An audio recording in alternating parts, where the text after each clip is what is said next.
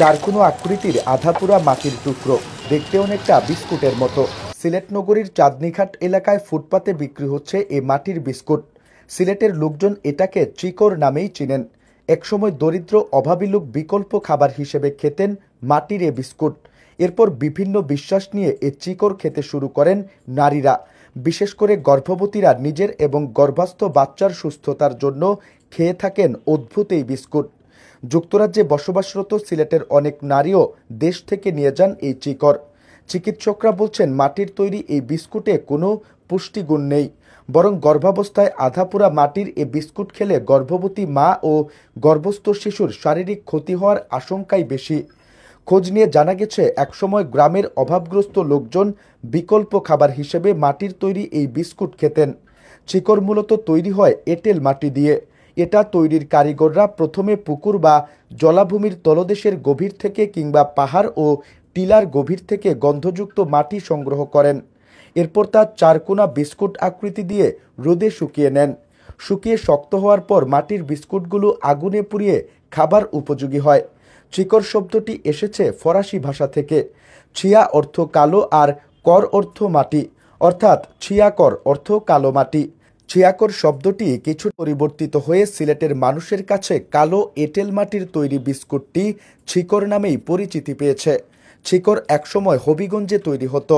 হবিগঞ্জের মানুষের কাছেই বেশি পরিচিত ছিল মাটির এই বিস্কুট। বিশেষ করে জেলার দরিদ্র মানুষের বিকল্প খাবার হিসেবে এই চিকরের কদর ছিল। ধীরে ধীরে মানুষের সচ্ছলতা ফিরলেও দরিদ্র জনগোষ্ঠীর এই বিশেষ খাবার জনপ্রিয় হয়ে ওঠে সিলেট বিভাগের বাকি ৩ জেলার মানুষের কাছেও।